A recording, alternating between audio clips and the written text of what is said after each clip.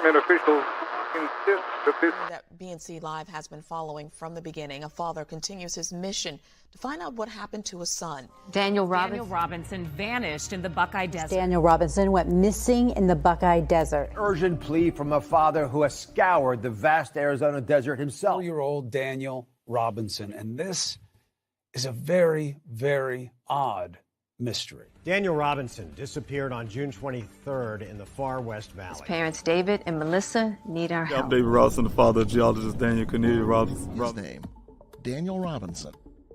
And leading the search, not law enforcement, but Daniel's father, David.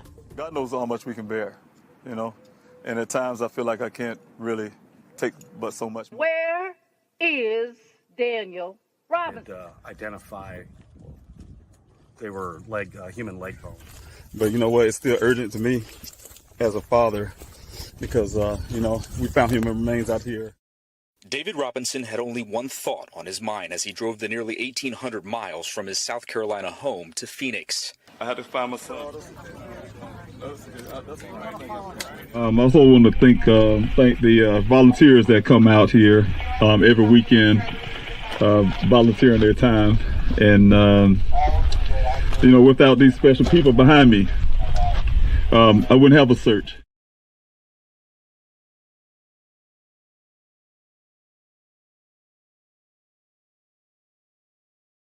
How does a young man vanish off the face of the earth? How does that happen? No record, no sightings, nothing. He's just gone.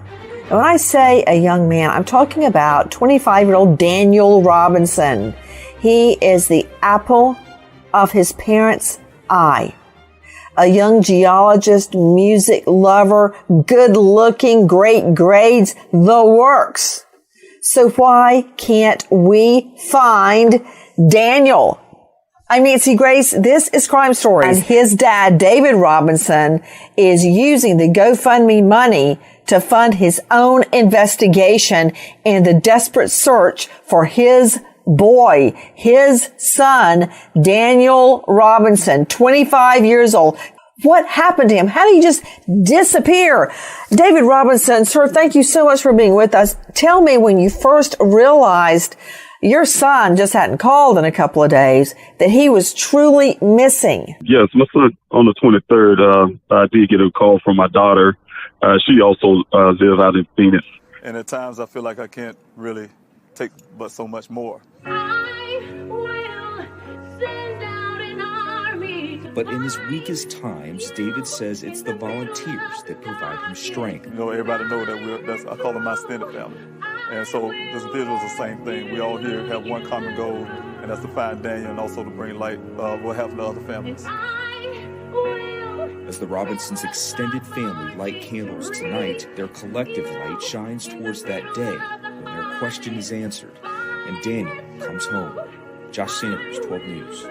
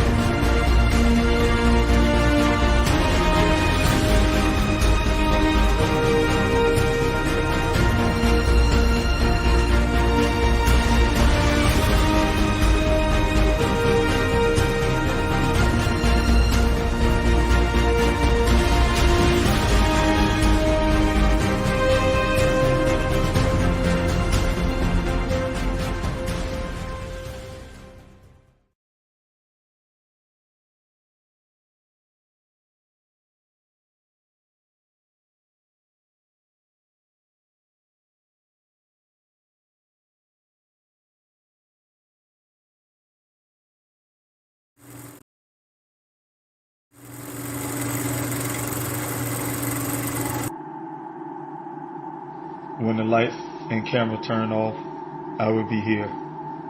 When the interest and conversation fade, I will be here. When there's no one around, a father will do anything it takes to be there for his son, to protect his family.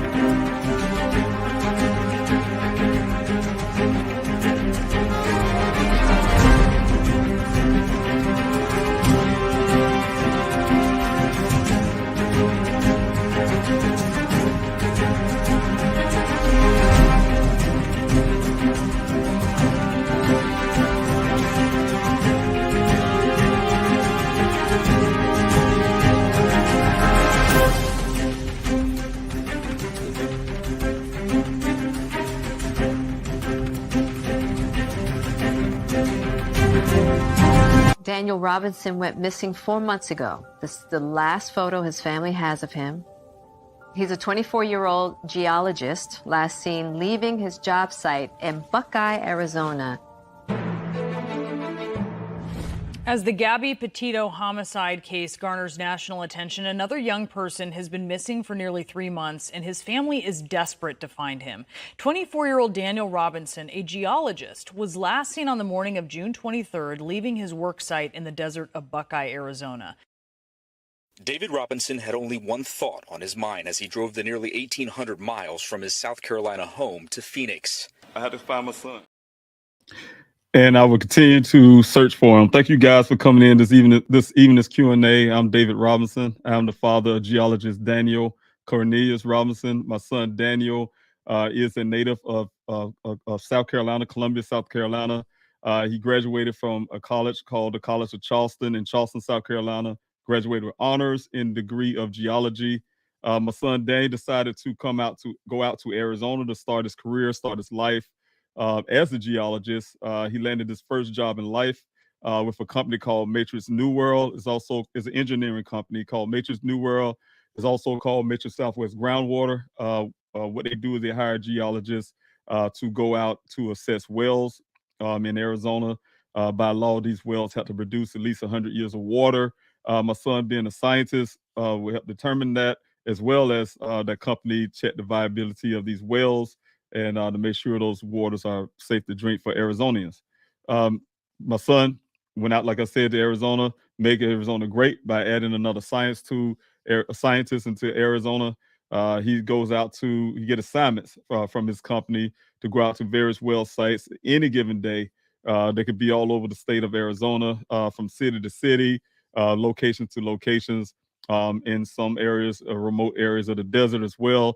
As you know, that's what happened on June the 23rd. My son got assignment, according to his job, of 2 well sites.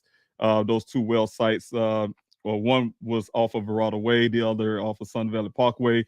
And my son, according to that job, completed the first task at the first well site. And then he, according to one other person who was already at the second well site, from a company called Weber. He's not a co-worker. He's a company. He works for a company called Weber. His name is Ken. Is outside of Matrix New World, but that's a drilling company. The company that actually drill the wells. From my understanding, those wells was built in the 80s. There's 2 wells in that area. Was built in the 80s. They uncapped those wells. Those wells were sealed for years. They uncapped those wells, and then they're really trying to utilize those wells again. My son's job was to come out there and assess those wells. That worker, Ken, his story is that my son met him out on the side of the road on Sun Valley Parkway. My son followed him into that desert. They went 1 mile west and 2 miles north to get to that well site. Once they arrived, according to that worker, at that well site, they spent at least about 10 minutes at the well site or so. It was at 9 o'clock when they arrived there, and my son was gone at 9:15. They had a discussion about the weather, he said. And my son decided he wanted to go back to Phoenix to rest, according to him. And my son waved off to him to never ever be seen again. As you guys know, this vehicle behind me in this picture, that is my son's vehicle. 2017 Jeep Renegade. practically brand new when my son received it. It been found in that ravine. There's a 20-foot ravine. It looks deceiving on the picture, but that was almost 30 days after my son went missing farther into that remote area of the desert, the Sonoran Desert. It was, like I said, tilted on the side. There's some clothing that's allegedly my son's sitting 3 feet away from the vehicle in the pile. There's allegedly another of the safety vest you guys can see right here. I'll get my orientation right. The safety vest in the orange there, that's the safety vest from Matrix New World that he allegedly have been wearing. Those things were found right there at the scene. Of course, you guys know the story. Some of you may not. That's why this Q&A, I decided to make a Q&A to answer some of the questions about my son's case and also to tell the story. So bear in there with me, you guys, those who come to the Q&A often and hear the story over and over and over again. Of course, this channel is for just that, to try to get the story out there and to tell Daniel's story. But I wanted to start off tonight as I did this morning on the Q&A this morning. I did want to talk about some things that happened in the last following week on December the 8th, 2022. On 2022, and I just want to kind of discuss some of those things and kind of bring up some things that happened in the meeting that I had with the Tempe Police Department. And hold a second, you guys. Some things I discussed in the meeting with the Tempe Police Department. That's what the meeting I had you guys on that day. And that's the department.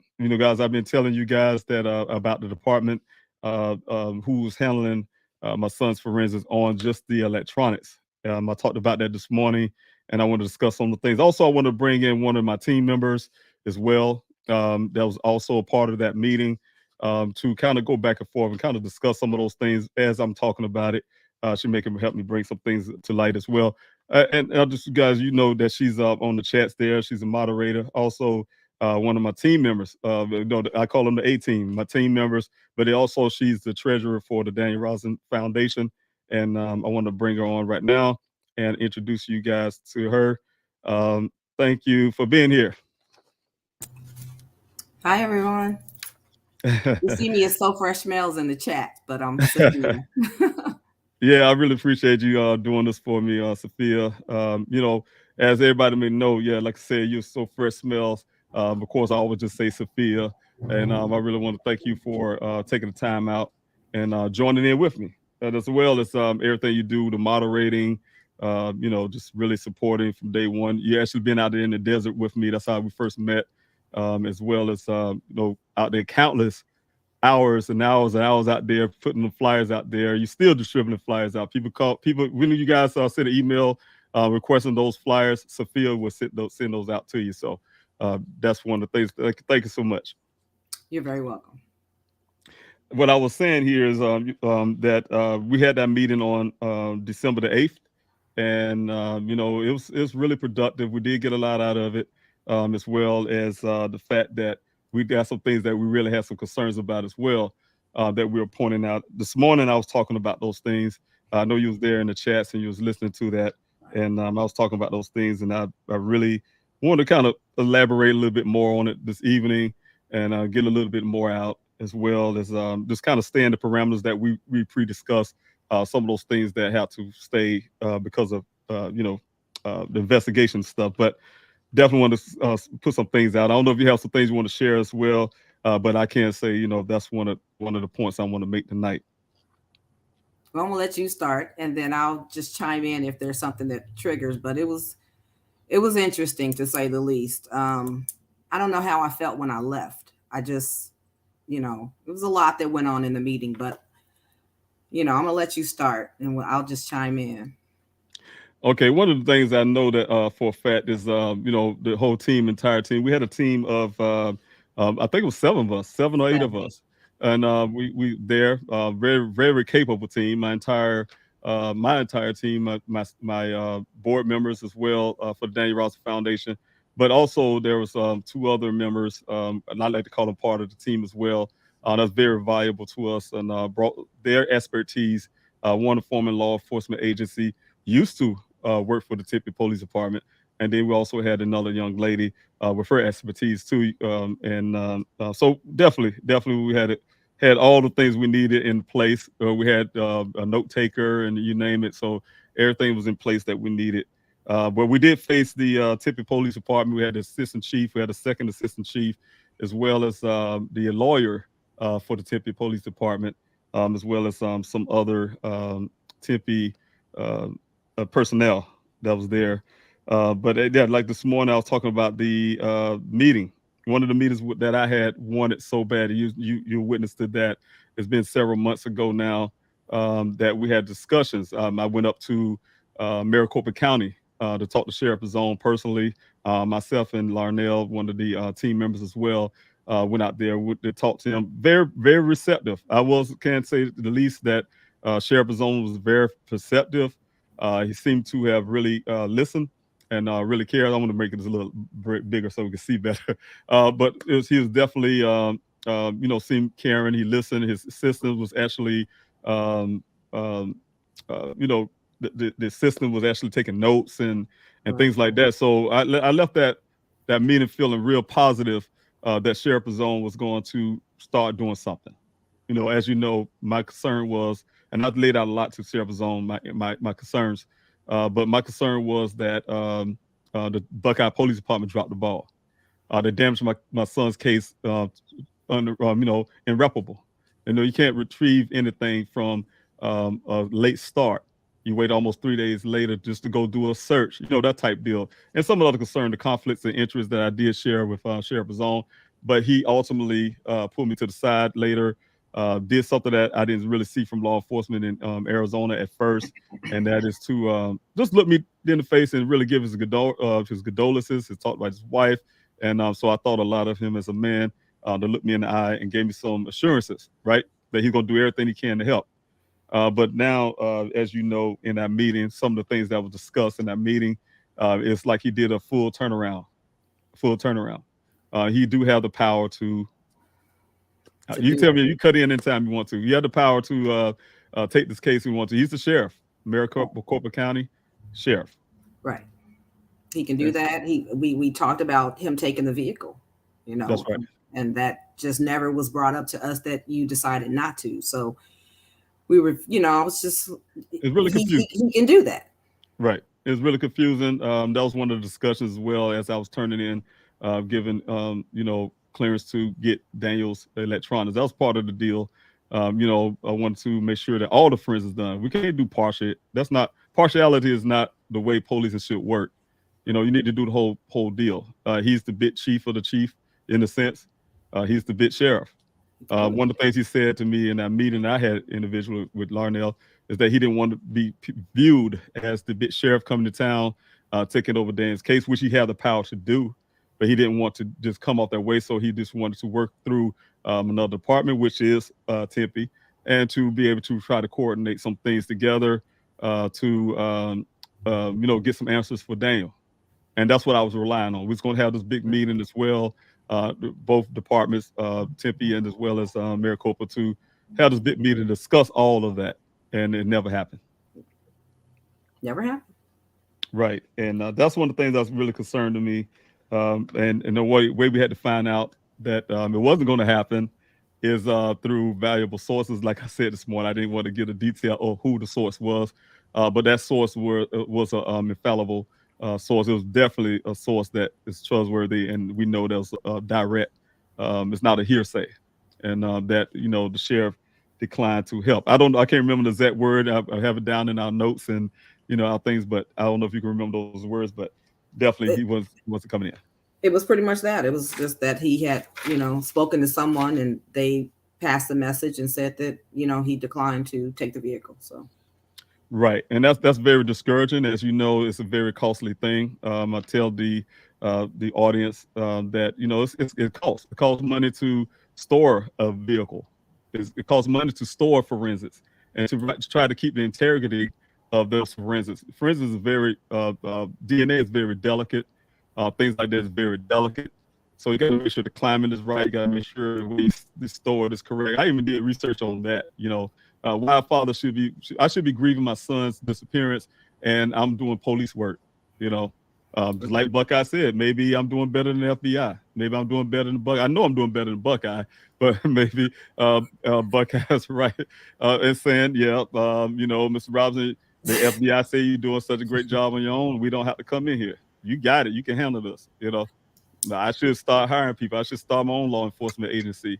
That type deal. So that's why I'm looking. Anybody in the chats, they want to join this force, they can.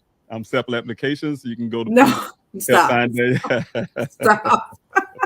But they also did say that, the FBI was now interested in coming in, and we don't have anything like set in stone with that, but they did say that, they were interested. Now, mind you, we've gone to the FBI, we've spoken to, officers, and they've literally said that they're not taking the case, but Tempe said that they kind of said they wanted to step in. So we're waiting on that type of a meeting to happen at this point, to see what's changed and why would they step in now. So, we're just kind of waiting. And, and that's one of the shocking parts of that, I'm tell you the difference. When I tell the audience about the blue looks out for the blue. The way that officer talked to Larnell and me, I don't call him officer, he's an agent, an FBI agent. The way he talked to me, he almost wanted to kick us out. I was barely started introducing myself. I know who you is, with that kind of tone of voice. The fact that he felt that Buckeye did such an extraordinary job, that kind of thing, without even actually hearing, did give me his take on what was discussed in the briefing, those type things. So, but the way he treated me, and then the way that our source, without saying his name, said that the way they treated him and the way they approached him, of course, he's law enforcement. Law enforcement going to talk to law enforcement a certain way, but that's not the way law enforcement talk to me. I don't know if it's because I'm a black male or Larnell's a really dark black male, but the thing is, maybe because we're not law enforcement, so the way I look at it, and, of course, they get approached differently. When he said that in the meeting, I'm thinking like, hey, look, man, you're law enforcement. Of course, they're going to come off on you a lot different than when they came off on me as a father out here looking for Daniel. But yes, also I just wanted to kind of mention to Sophia about the agreements that we had with the forensics on the electronics. One of the things is, I really was weary when I was giving those things, and how they kept repeating, "We're doing you a favor, we're doing you a favor, we're doing you a favor." That's one thing that kind of made me feel really offended at the time. I didn't never hear law enforcement would say they're doing me a favor. I thought it was their job, and so it kind of threw me for a loop. But while I was discussing, I don't know if you recalled us in the morning this morning. One of the key things that got me is that in April, around the April time frame, Buckeye been pressing me hard to try to get my son's electronics. For whatever reason, they wanted it really bad. Well, and I told them, no. They gave it to you. Right. They gave me everything back. Right. You wanted it back. They wanted it back. They wanted it back for whatever reason. And I was refusing to do so. And I can immediately say that. And you know the reasons why, because of the conflict. It's because I don't need them handled. They did so much damage. I just go on and on and on. They wasn't getting my son things. Those are my property now. They gave those things over to me. They're not getting. I'm really pushing for an outside law enforcement agency to take these things and do the proper things with them. So ironically, I think the way I looked at it is that when I did go to Maricopa County as well, Tempe, they was really quick. Well, Tempe was very quick to just do the forensics. I tried to get everything. We tried to get everything going, right? But we was only able to get them to do, ironically, the same as that thing that Buckeye wanted. And, I started getting my suspicions to believe that Tempe was aiding Buckeye. Hey, and I got offended. Hey, they got to get the black chief to reach out to David and get those things for us. That type deal. And that's what I felt. Yeah. So the other thing was that Tempe, kind of stated that Buckeye wasn't really cooperating with them either. So we don't quite know, Right. So, my question in the meeting was, well, if you guys can't get Buckeye to cooperate with you, what are we supposed to do with, Right. this father, grieving? How are we supposed to try to get answers? I'm not sure if that question ever got answered in there, but, we did ask. That's right, and we got a lot of questions in, but this is only just a little small. I'm sure we can dissect that meeting very well. Exactly, it'll take a while to get everything. Cause we was in there for a minute. We was in there for a good long time, and we did have some detailed questions. Like I said, right. But one of the positives, right? Can you hear me? I know I'm breaking. Am I breaking? Yes, up? we can. You're doing very well. I can hear you. Are you there? I'm assuming that the audience, if you cannot hear us or you have any issues, please put that in the chats. But so yes. One of the other positives that I thought was that they were gonna. Can you hear me? Yes, hear you very well. Okay, they were gonna look into the car being on the BLM land. That's right. You know, so we're hoping that, because if that is the case, then that would be a total game changer, and I guess that will make the FBI step in. If that's right. the case. That's right. So that's we're looking to see if they can confirm those coordinates as well. And and I've confirmed that as well. I keep telling people as well. I know there's a lot of chatter from former people that was in my circle that would suggest that. And thank you, Lois. And thank you, everybody who's saying, you can hear it loud and clear. Thank you for giving us that confirmation. But definitely, there's some chatter out there that it wasn't on federal land. I'll tell you guys like this. Where this vehicle is located right here behind me. Put my other hand up somewhere. You see my hand here? The vehicle behind me. It was at least 10 paces. You can literally take about 10 paces away from that vehicle going west, and you would hit BLM land. So we always used to say in the searches that it was almost on BLM, but then I was saying, hey, who's to say that vehicle didn't cross BLM land to end up in that ravine? Because if it has another trail that come from a different angle, the same trail that the Buckeye Police Department said they came in to pull that vehicle out, you have to cross into BLM land to do so. And who's to say it didn't come in that way? That type deal, or that vehicle didn't cross anything, that crime didn't cross. I call it a crime didn't cross that. That's when we were saying before I actually had the confirmation. And the confirmation came from, and I know I said this wrong, and I hope Shauna forgive me for this, but the confirmation came from when Shauna, she's, was able to go do some work, talk to BLM, and, I gave her, she asked me the coordinates, I gave her the coordinates, unrealizing that I gave Shauna the wrong coordinates at the time. She sent that out to BLM, they confirmed and said, hey, nope, that's not on BLM land, but by them sending that map, I know that land, I've been out there for 45 weeks of searches. 35,000 acres of land. I know that like the back of my hand, that area. And when they put that map there and show where their border is, the vehicle was clearly on BLM. So to verify that, I actually went up there and put the coordinates, went up there and got the coordinates to see if it matched the coordinates that the Buckeye Police Department had, as well as some other things. And lo and behold, when I sent it to BLM, because it was on their property, they said they decided they couldn't speak to us anymore. I had to get my attorney and go through law enforcement, all this. They shut down. They don't want to speak anymore. So that vehicle is on federal land, and so yes, that's one of the things we had to point out as well. Okay, are you ready for some questions? Yes, I am. But one thing I would throw out, I am ready for questions, but I'm gonna throw it out real quick. You know me. I know you're gonna say I'm too long-winded, but I want to get out the first little things. If I can, what I did this morning, and I'm gonna make it really brief as possible. David brief this time. No, I'll make it your brief because I put it my brief. It'll be 2 hours.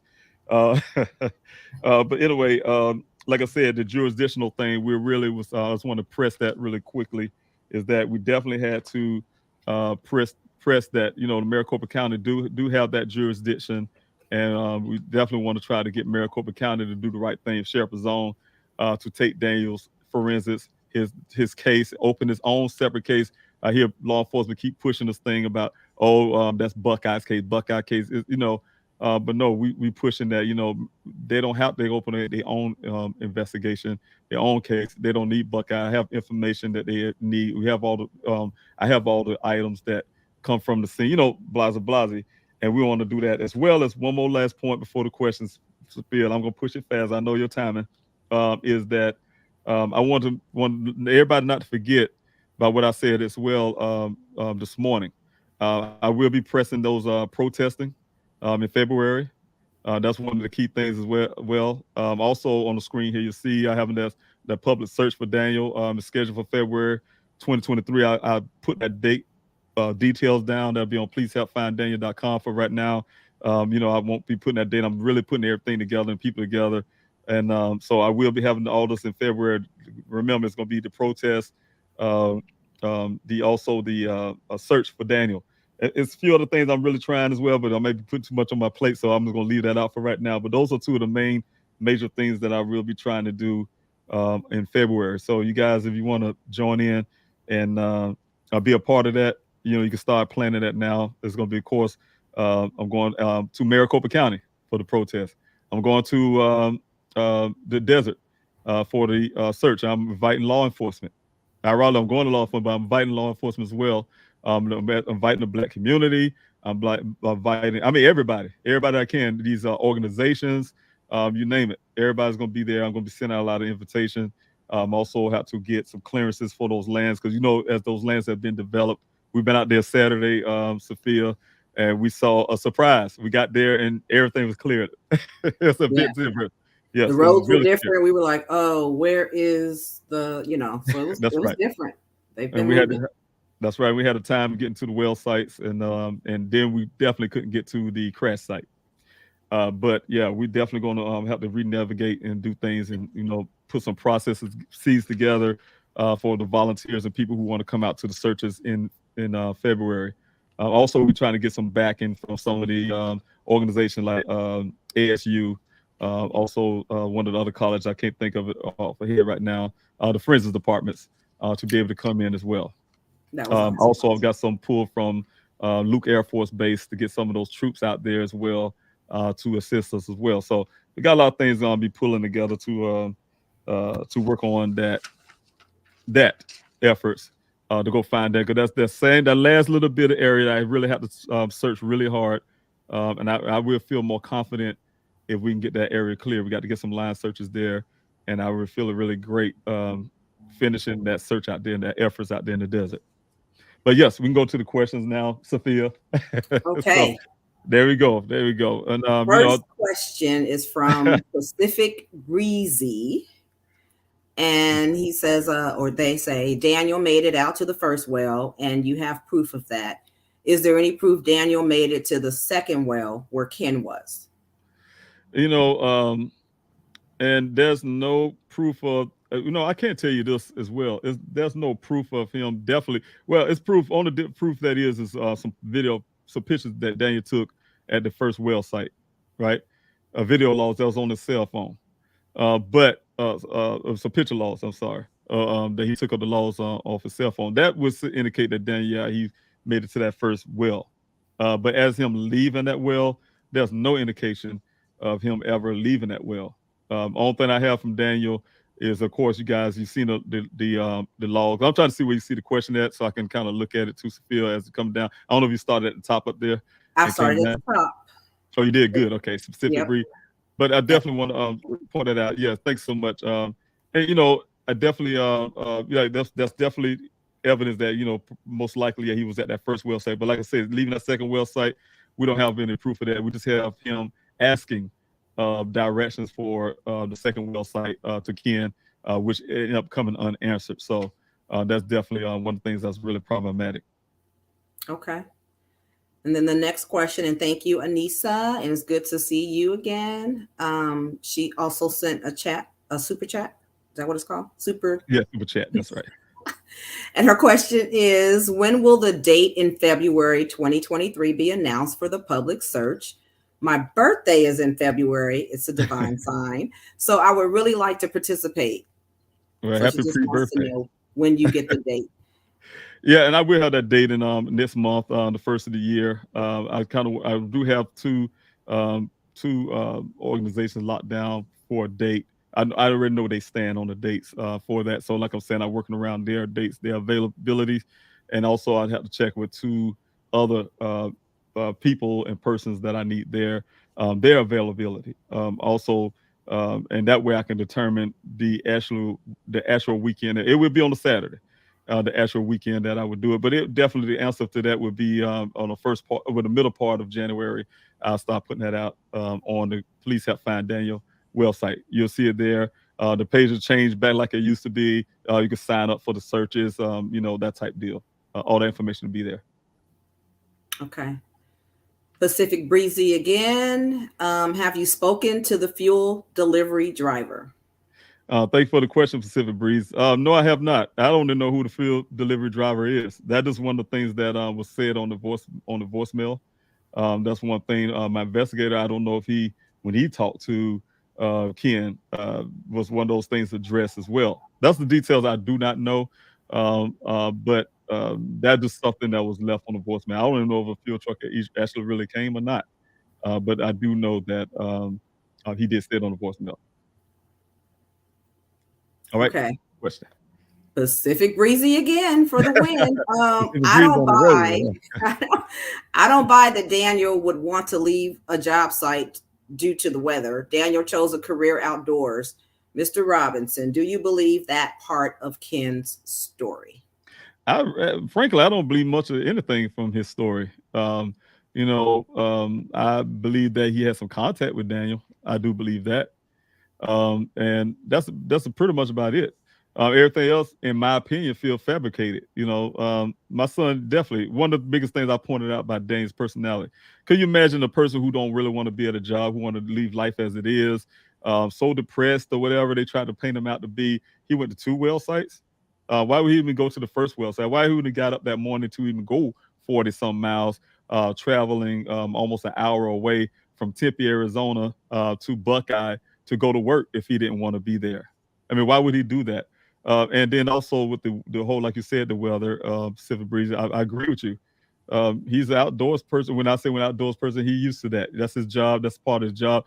My son, many occasions, had talked to me on the 2-hour phone call from the job site, and it was raining. That's what he bought the canopy from. The same canopy you guys heard on the reports when he left his canopy at Caitlin's backyard after they were doing whatever they're doing that night. And that's the same canopy he used on the job.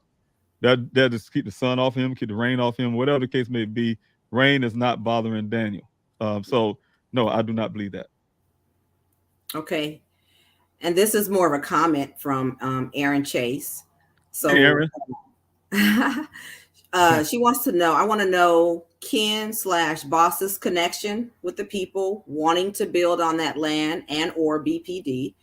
Also the young ladies, what are the connections with all of these people?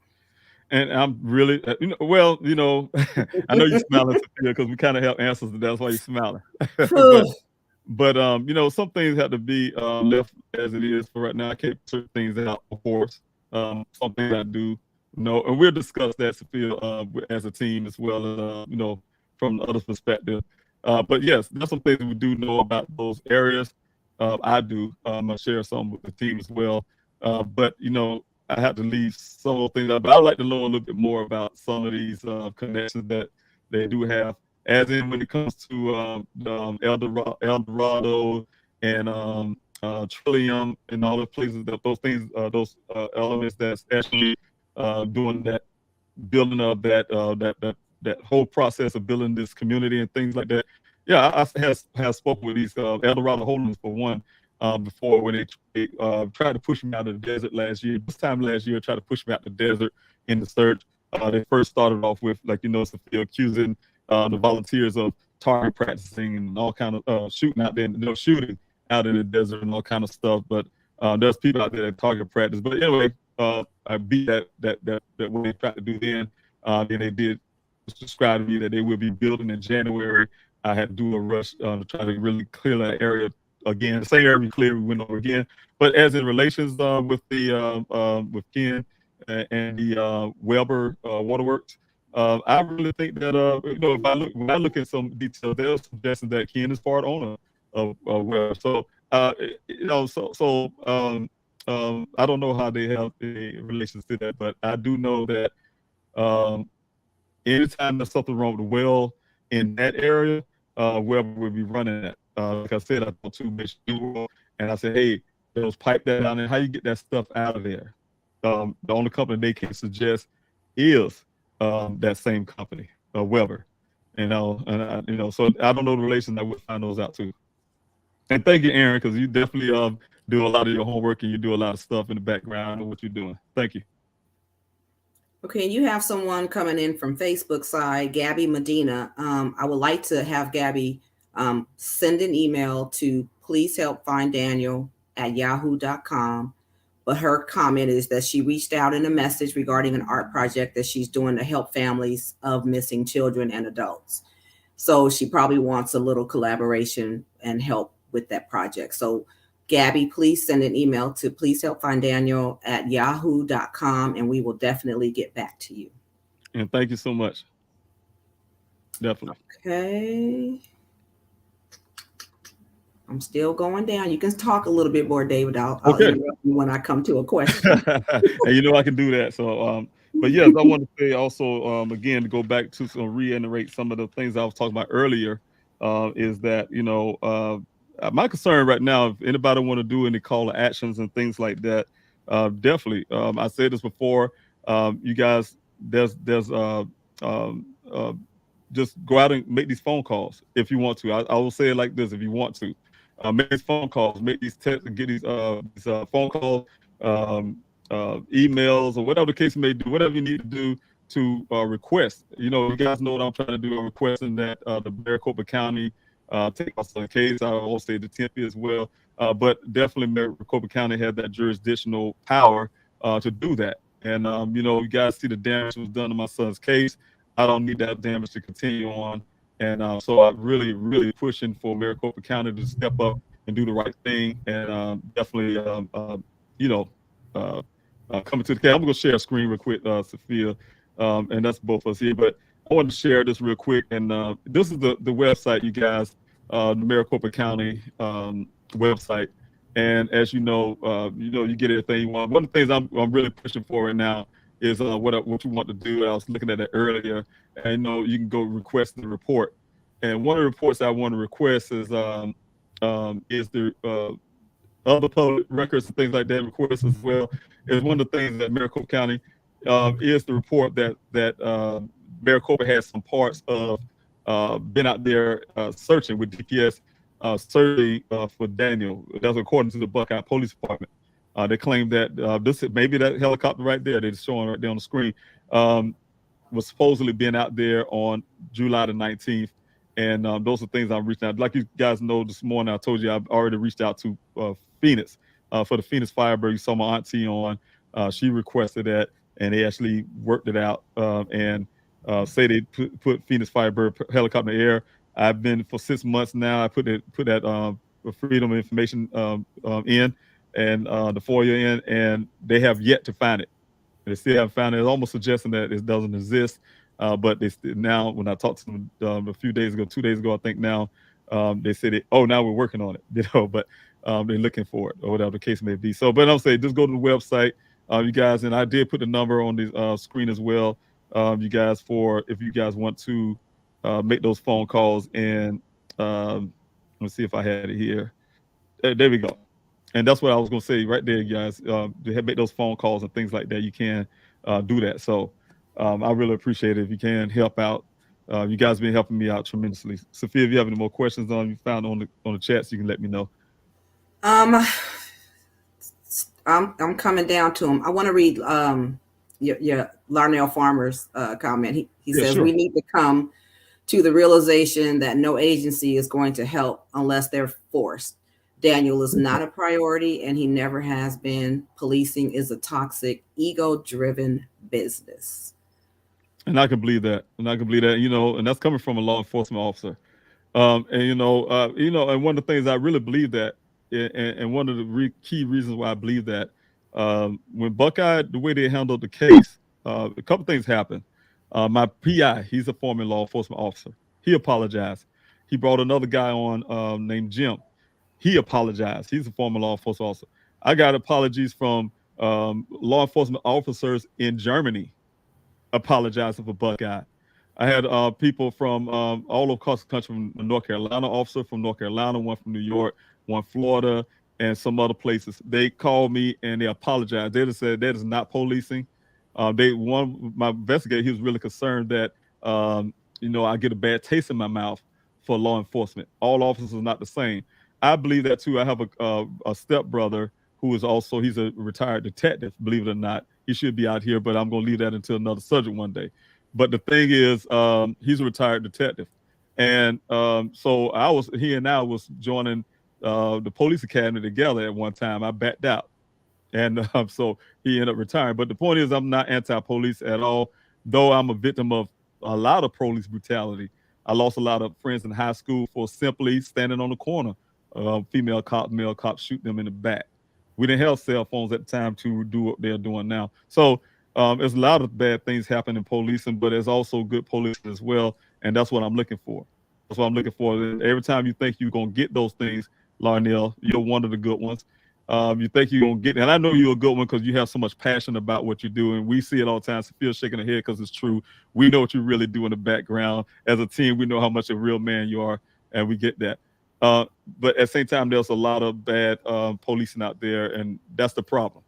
And again, you calling them out, Larnell, and I said before, if you're a police officer and you work in the department, especially if you're the chief, you're the sheriff, or whatever the case may be, and you see those things coming and you don't do it, or you live from another department, you see something from another department, and you don't say anything about it, you help them like I feel like these departments are doing, you're a bad cop too.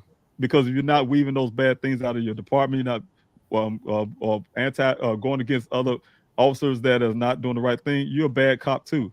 You're aiding and abetting. But they arrest people all the time for aiding and abetting. They arrest people all the time for simply riding in the car with a friend of theirs and they know they had a trunk load of cocaine or something, or drugs. And those people still in prison right now saying it ain't my drugs, which is not. They just have to be right with that person. But you're associated with them. Well, if you're a cop and you're associated with bad cops, then you're a bad cop yourself. So that's what I'm saying.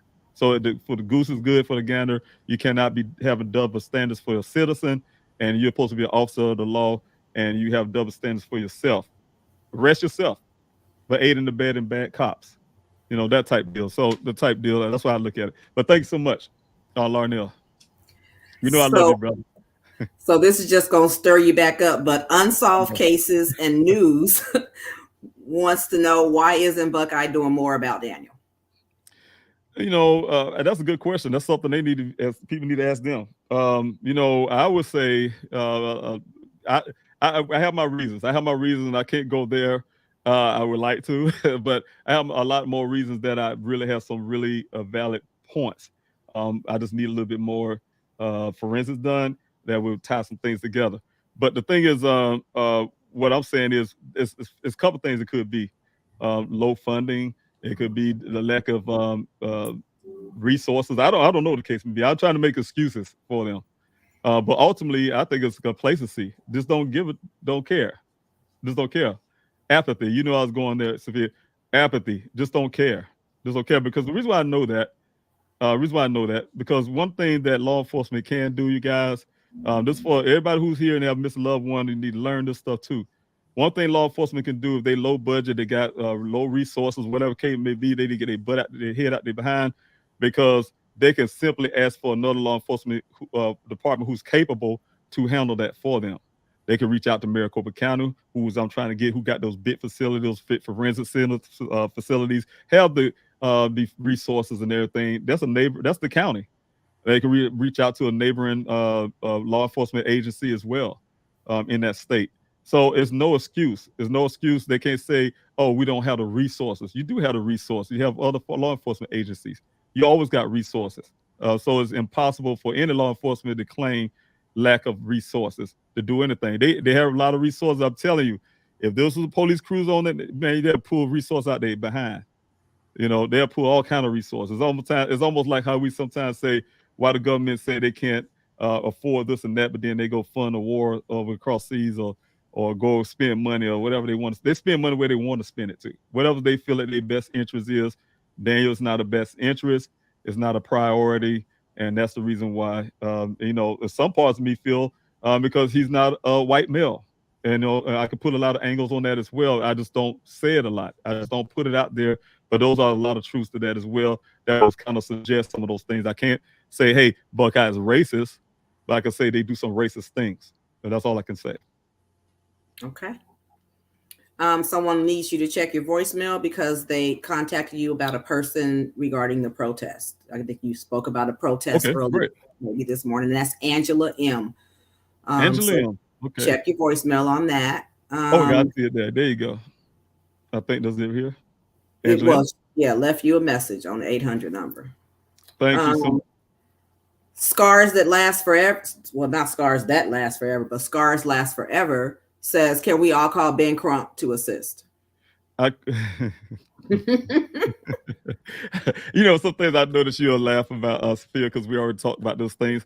But I did reach out. You guys, you can imagine being a black man, and I can be honest with you guys, everybody.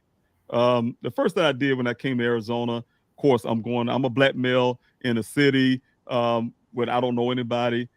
People tend to gravitate to people that's familiar to them. I reached out to the NAACP. I reached out to the Red Cross for everybody. But I reached out to a lot of black organizations.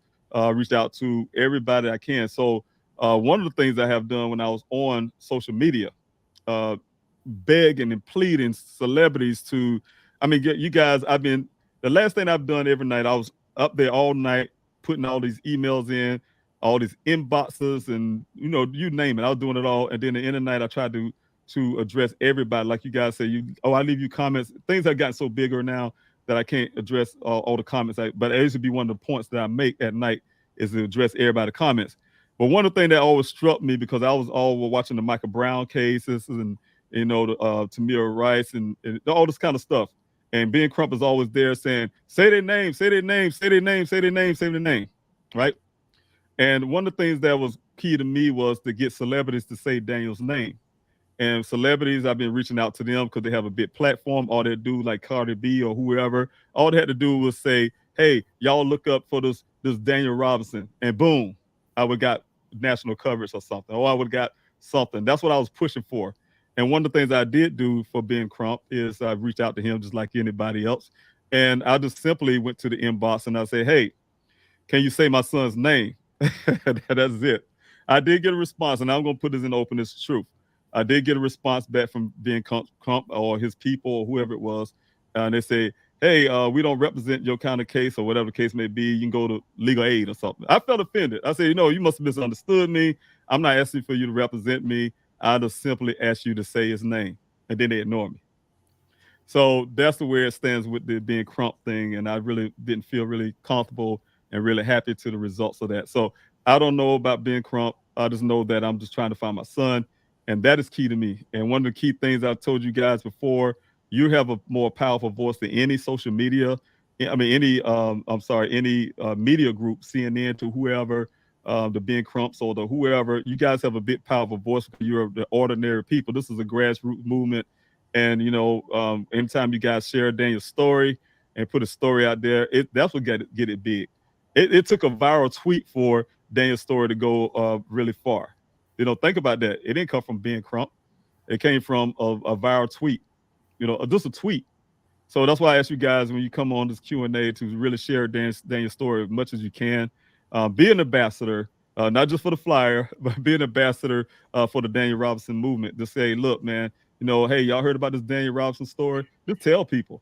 The word of mouth is bigger than anything. One thing I learned when I was back in the day before, I'm telling my age, but, before the internet was really strong, I'll put it that way. Word of mouth was one of the biggest ways to get information out to the public. Word of mouth is bigger than anything that still is. Word of mouth is there. You want to, it's bigger than advertising. Some people just make money and put on when they want to. But when you start telling the story and getting out there and sharing with people, that's bigger. So, yes, I reached out to the Crumps and everybody else and things like that. I know I'm long-winded, Sophia. You can cut me off any time. Okay. So I want to read Pacific Breezy's comment. The fuel delivery driver is important, and there are logs that are kept. So maybe hunting down that delivery company. So if we can get some type of, information on that, I think that would be good. Thank you, Pacific Breezy, for that. Thank you, Pacific Breeze. Thank you. Unsolved cases and news. Do you think it has to do with where the new development is? What have to do with Daniel? Just Daniel's missing. Think it has. Yes. There've been a lot of suggestions that way. I have yet to find real full evidence of that. but there's a lot of suggestions to that, and it's very plausible. And some of those reasons are there's a lot of money invested in the Douglas Ranch type deals and all that stuff that'll be going on. My research, now I'm telling you guys, it ain't just running out in the desert, but I have to research too, how the dangers of that desert, for instance, for people to be safe. But one thing I learned about that desert area out there, first of all, Sun Valley Parkway was called the Road to Nowhere. That's before they built the areas called Surprise and Tessa, all those areas, those little new communities, city and communities. But that area out there, they've been trying to develop that for ages. In the 80s, they had some the landowners out there been having these arguments about developing out there. Whatever the reasons was, some things was going on in that desert, they could not develop. But they out here trying again. It's a smart city. They putting multi-million dollars into it. They got a thing called quarter. I forgot what quarter 19 or something out of quarter 11 or something like that, where a new interstate gonna be running out there through that desert. So it's a lot of money. There's a lot of money for Buckeye. Buckeye have been knowing about this project going on for a long time. As you guys know, Buckeye have been the chief of police had got suspended for falsifying documents, for his department. Buckeyes have an officer who been stealing people information, so there's a lot of corruption going on in Buckeye, and a lot of it, like I said, to try to create an atmosphere to make it seem like Buckeye is safe. We know Buckeye is a sundown town. I told you guys that before when my daughter now and two officers and myself, officer and myself and another young lady was out on the side of the road. My daughter happened to be out there with me as well before she sat in the car. The officer did alert me that area of Buckeye is a sundown town. Get your family out here before it turned dark. And I believe it, because anytime a bunch of white guys can yell on a pickup truck and call us the N-word in broad daylight, yeah, you can imagine what happens at night. So there's a lot of crime out there. Not on the fact that I found human remains. They think about this now. The crime statistics, they're lying about crime statistics and got caught, just like they're doing now. When before this thing became national, they was counting those human remains. Yes, there's human remains. Human remains. We was up to like 7 human remains, 7 remains or so, and now they dumped it down to 2. Oh, human skull and one thing. Yeah, because they trying to dumb down that crime statistics. So it got a lot to do with. I really believe that it's got to have a bit circle that's plausible that somehow those things can be related. Okay. And Tea and Wildflowers. Hi. Thank you, Tea and Wildflowers, for support. I know you may not be able to share the details, but did you get the time frame of when Daniel's computer was used? Yeah, I definitely can't give you the time frame. But yes, I can tell you like this. It was used when we didn't have any access to the apartment. And it was used after he went missing. But I guess it is giving you a time frame. But I said that this morning. So there's some of the things that need to be looked into as well. And I try to give as well as the point that my investigator in his investigation of that apartment pointed out to me that somebody was looking for something. That's why I told you guys on that pictures I was giving you guys of Dane's apartment. Somebody was in there looking for something, tore that room up. As a father, when I saw it, I thought he was messing up his room. He'd been nasty and messing up. No, my investigator pointed out he saw something different. And he told me the reasons why. But yeah, again, we still need to investigate that as well. All right. And that's it. Pamela Garrison coming. Say it again. Oh no. Are you listening? Are you still talking? Oh no, I'm good. Go ahead. Okay. So Pamela Garrison coming in from the Facebook side. She wants to know if Daniel or you had a dog that knows Daniel's scent that can be used in the search of looking for Daniel, and how important that is. I wish I did. It's 2 things that is stunning, right? Sometimes law enforcement efforts they claim they did in a way tells on itself.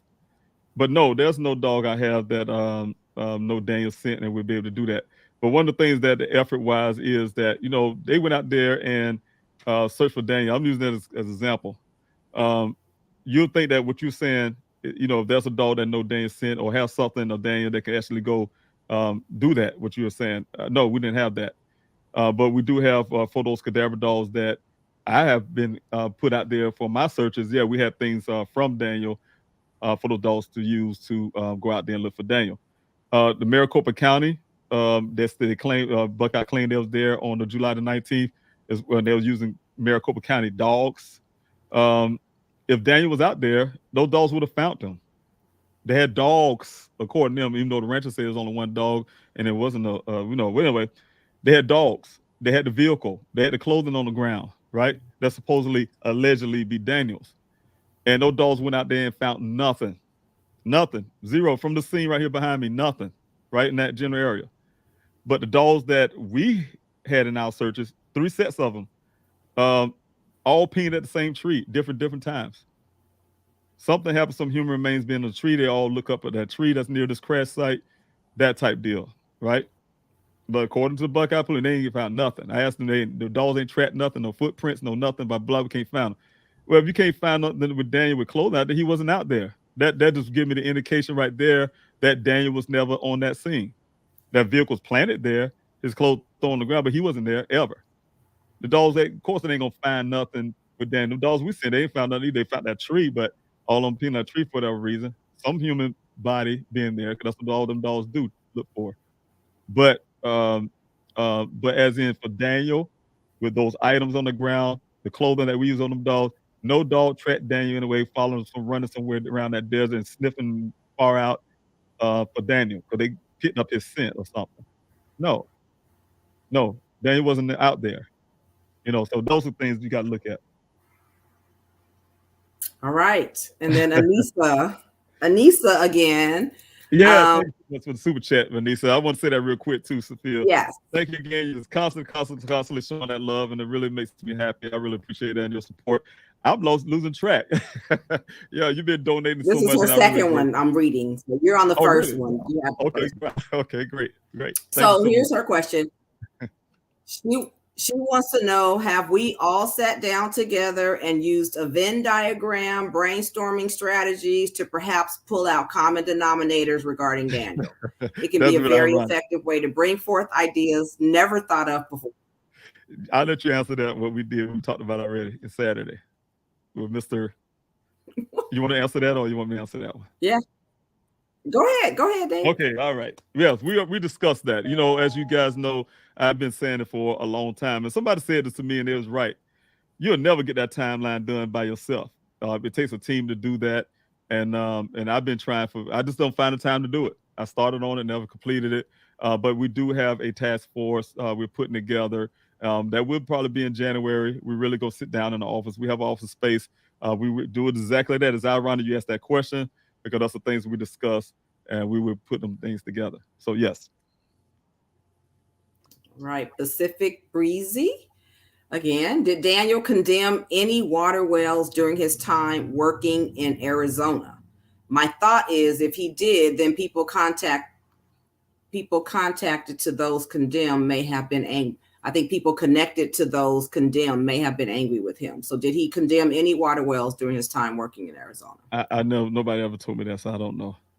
I've never heard that before. So, they asked me, hey, do you have any enemies? Dane's personality-wise and person he is, no, I would say suggest no. Dane's a very friendly guy, but as in his job, like I say, they motivated by him doing his job or something is a possibility, but I don't know. Everything with that was possible, but there's no indication that ever happened, or I didn't get any answer from his job saying that he had some people or friends or whatever from the job. Okay.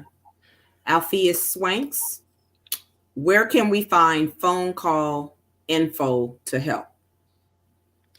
Well, the number that if you send a phone call to myself, the number phone call info to help. To help, like as in calling these departments and things like that. If you're talking about departments, if you're talking about myself, the contact is scroll on the bottom. If you need anything for the departments now, what I would like to see happen is right here what I have on the screen. If you like to call daily, this is and demand that Maricopa County do their jurisdictional responsibility by taking my son's case from an incompetent department, Buckeye. The number is so on, right? So if you guys want to do that, that's definitely gonna help out as well. You can look up the Tempe Police Department as well, and they gotta have some responsibility as well. But definitely the Maricopa County have the jurisdictional oversight and jurisdictional. They can actually do it. They just can take over and start their own investigation. They do it because my son did go missing in Maricopa County. So if you want a phone number, the number's right there. And if you want to do those things that I'm doing, the daily calls, demanding that the Maricopa County do their jurisdictional responsibility and take my son's case when they see something is wrong. Good policing is to fight against bad policing. You can't have no middle ground of that. Y'all a good cop or a bad one. All right. Amber Overton, I'm hoping that you were on here. Her question is, any updates that you can share from the forensics findings? I know we talked a lot about that, more so in the beginning. Her comment came in at 6:41, so I'm not sure if she was on. Okay. PM channel, you want to go back over something? No, you're fine. No, you're fine. Yes, but we did discuss some of those things. Yes. Some of the things we cannot discuss. I just want to say it real quick. We just can't put it out because those not complete. Those, we don't have the report back. So once the report come back, I get that, then I can probably share a little bit more. But what I shared this morning and earlier, that's all I have right now. Okay. PM channel has a question. I sent 25 letters to Sheriff Penzone asking to open a new investigation. What are your hopes for the protest to accomplish? Well, the hope is just to do that, put some pressure on that department to do the right thing. He has the power to do so, and he may need a little bit of persuasion. I wish it was election year, and if Sheriff Penzone I'm not going to. If you can look at me now, it's been over a year. I'm still searching for my son. As long as my son missing, I would be thorn. I'll just put it that way. And and God forbid, if that time come around when it's time to go for elections, you know what I'm going to be doing. Protesting. I'm going to amplify that. So that type deal. So, it's not a threat or anything like that. All I'm saying is what I have to do for my son, and I'm going to really push to get the answer and the results that I need. Period. But I know that will get their attention and cause the sheriff department to do what he can do and what he's supposed to do. Yeah. All right. And I just want to read this from Unsolved Cases and News. The question is, have Buckeye Police Station done anything to help you? Yeah, they helped me realize that bad policing can be challenged. Because they had me realize that if a family member worked really hard, they can get some of the answers themselves. But one thing I can say, I really try to think. I'm really pulling hard to try to think of something positive to say about the Buckeye Police. I can't say. I'm really trying to. I'm pulling for straws, you guys. But I just can't think about the positive right now. But so lack of being able to do that, I want to say I learned a lot personally. That you just can't take things at face value. Somebody tell you something and they write it on a piece of paper don't mean it's true, right?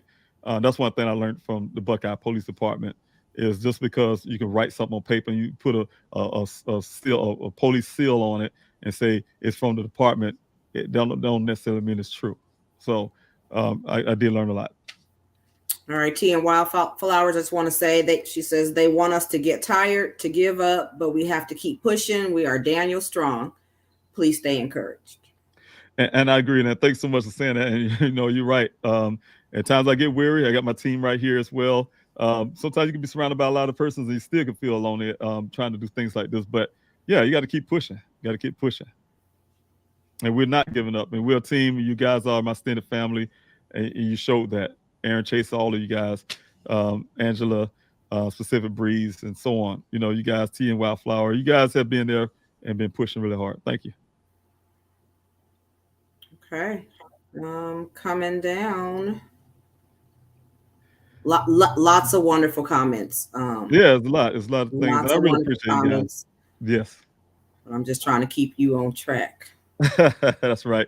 Yeah, I want to make everybody laugh a little bit. Sometimes you guys, of course, everybody know I'm long-winded.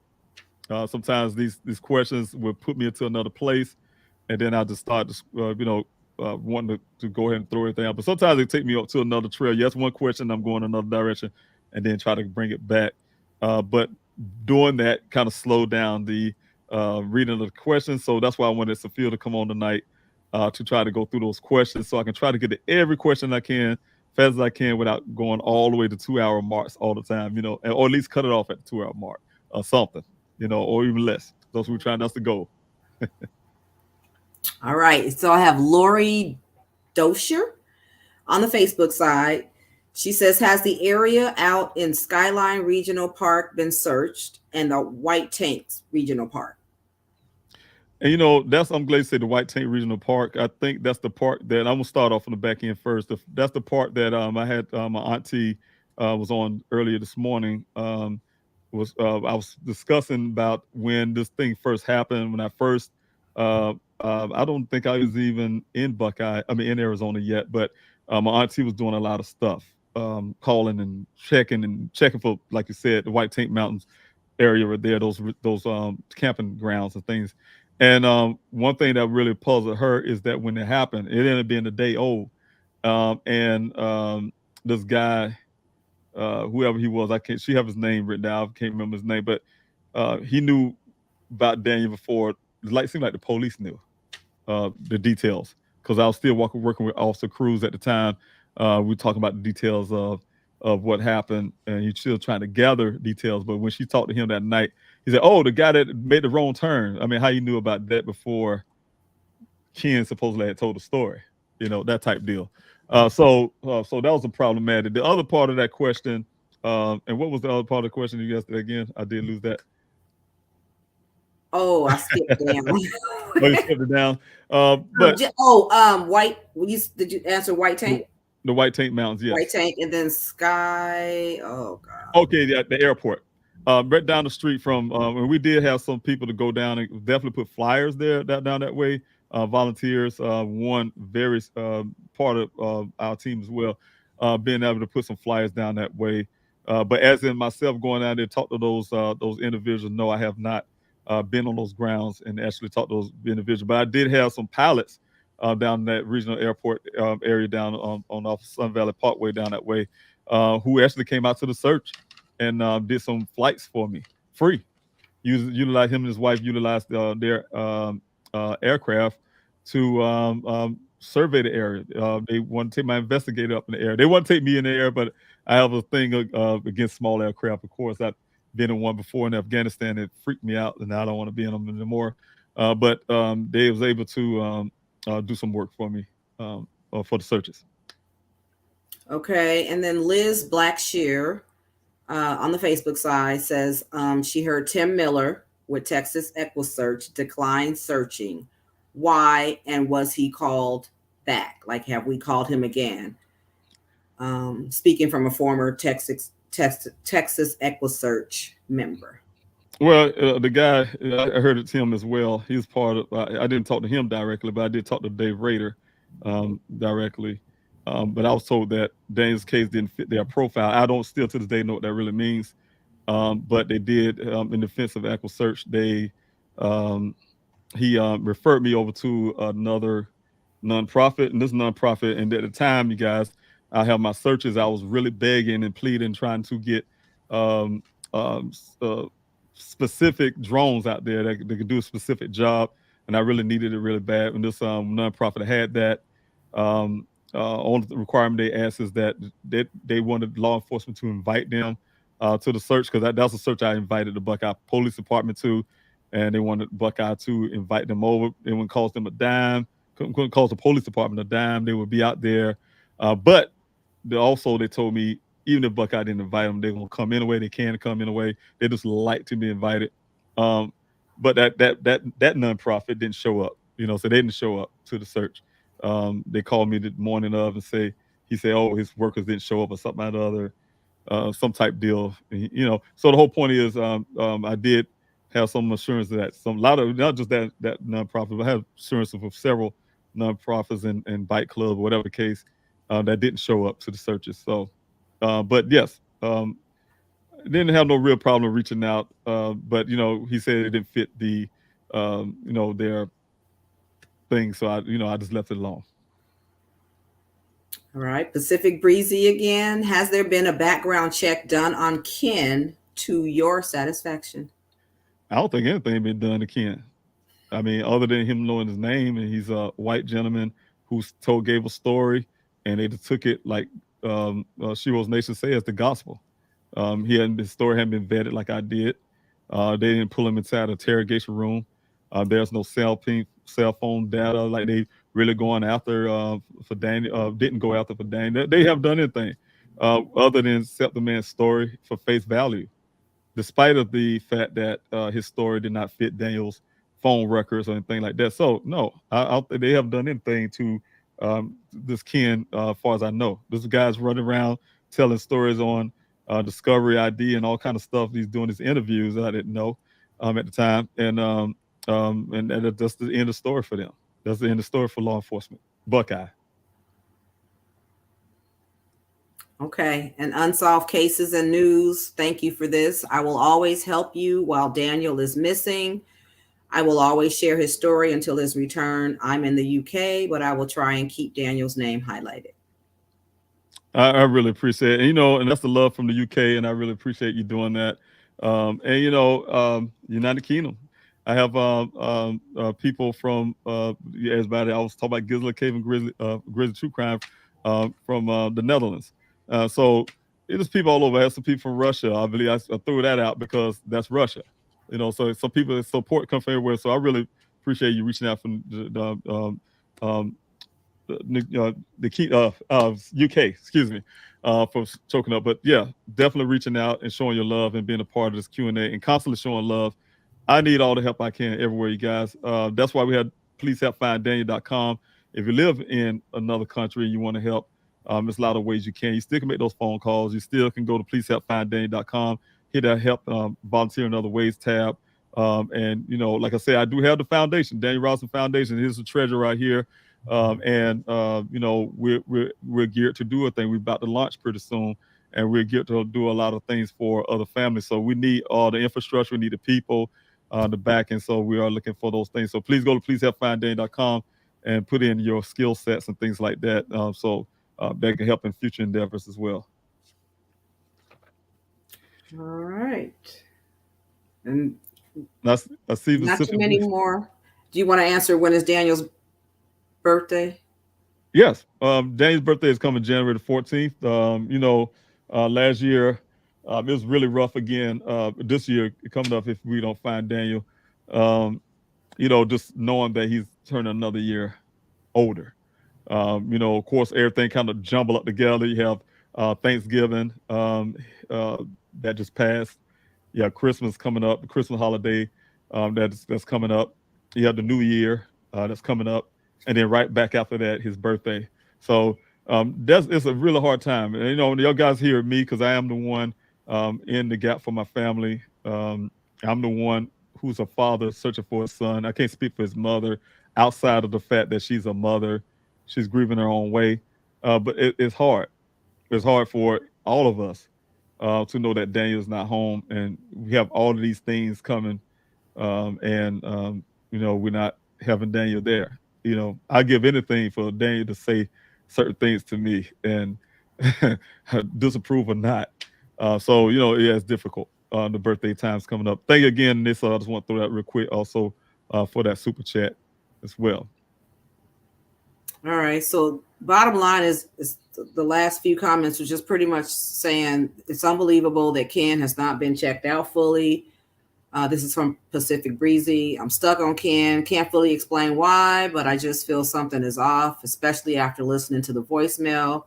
Ken left Daniel. Southwest 4x4 Explorer says, let's bring Daniel home for his birthday. Prayers we find him. And comment from EquiSearch website. Texas EquiSearch must have approval of law enforcement investigator before we will actively enter a missing persons case. So BPD may have not asked them. And that's from Aaron. Thanks, Aaron. Thank you, Aaron. Yes, Aaron always doing her research. Always doing it. Thanks so much, Aaron. And yes, I mean, I don't know. He didn't specifically say that. He just said it didn't fit their profile, whatever they're doing. So, and that's probably what it is. One of those things. Sometimes I think I reached out to John Wash. I was want everybody to know that as well. I reached out to everybody, you guys. I was able to talk to Sarah Seidner for she spent several days with me in Arizona, Special News Nation people as well. So I had some inside connect. Okay, go ahead. Okay, gotcha.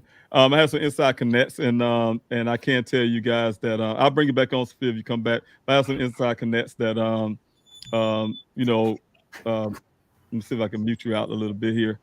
But yeah, I have some inside connects there, and yeah, I don't know if everybody can hear me. You guys can hear me. If you can hear me, please put in the chat that you can. I just put a mute on Sophia's mic. I hope I didn't mute my own. So, if you guys can hear me, yes, you can. Good. Okay, great, wonderful. Sophia will come back. I will bring her on. I just forgot all totally what I was talking about, but yes, but uh, Echo Search or whatever. Yes, Aaron, thank you so much for really, really work hard. Thank you guys. I really appreciate that. Um, thank you so much, Aaron. Like I said, for constantly being there. I really appreciate it. Thank you guys for putting a yes there in the chat there. I really appreciate it. The audio good. Thank you so much. I really appreciate that. But yes, again, you guys speaking about earlier, and I want to say again, Nisa, thanks so much for the super chat. Thanks so much. And let me see, did I miss this question? Have you all sat down together and used Venn diagrams? Brainstorm. Okay, we did answer that question, and we definitely will be doing that as well. So I got Sophia, I think, coming back on again. Thank you, Sophia, for being back. Yep. All right. But yeah, I was just going through some of these, make sure I didn't miss anything. But yeah, I just want to tell you guys, thanks so much again for coming in the Q&A and showing your love. Thank you for your prayers, Michelle, from the Facebook side. And one thing I can ask you guys, if you can, keep this in mind, can you really please, word of mouth, I can't stress that enough, is a really powerful thing.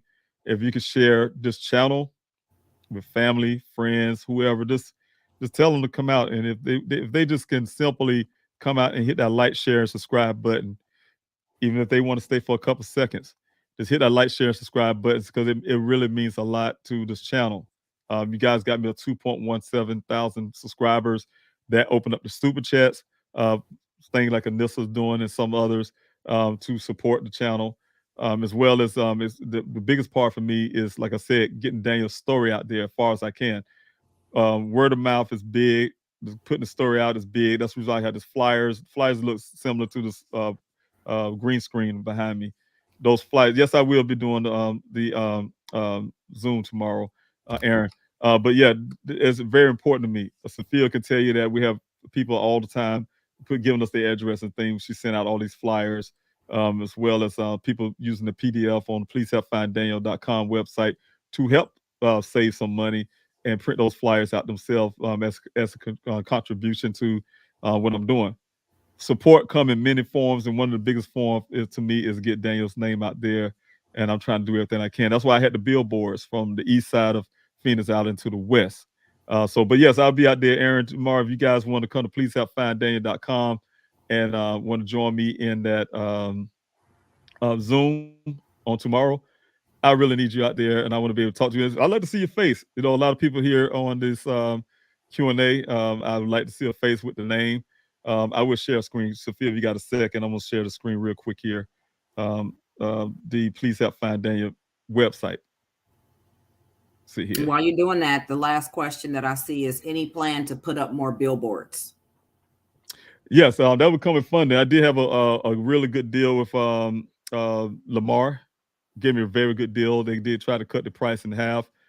Gave me some little extension. So it's there for a while. I don't have the billboards currently. But yeah, it was a good run for a while the funding was there.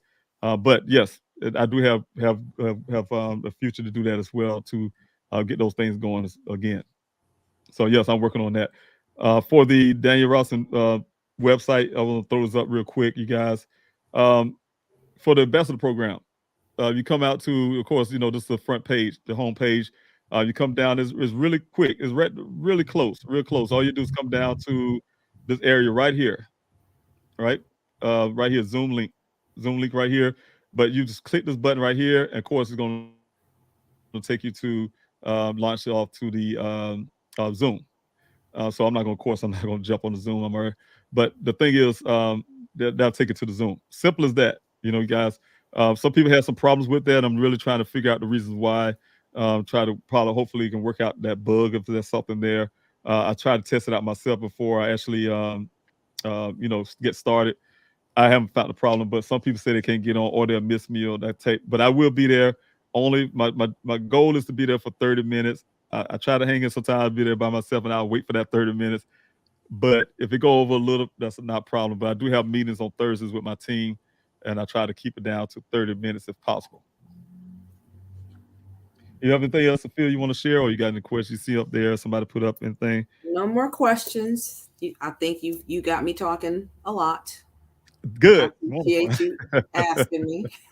And I really appreciate it. You guys, I know it's hard. Just like for families too, to get people to come on Q&A and to start talking. Put yourself on camera and things like that. It was hard for me too.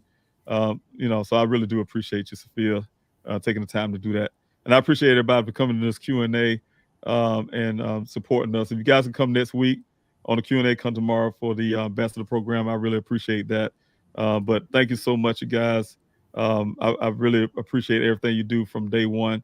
Thank you for hanging in there with me, hearing some of the same things over and over again, answering your questions, sharing Daniel's story, just being a part of the family. It's a team effort. And thank all of you that's hearing my voice for being a team player and helping me and my team out. So thank you, Sophia, for being here. Thank you, everybody else, for being here. And I'll see y'all on the next Q&A. Unless you have anything else you have to say, Sophia? No, we're done. All right. Good night, y'all. Thank you so much.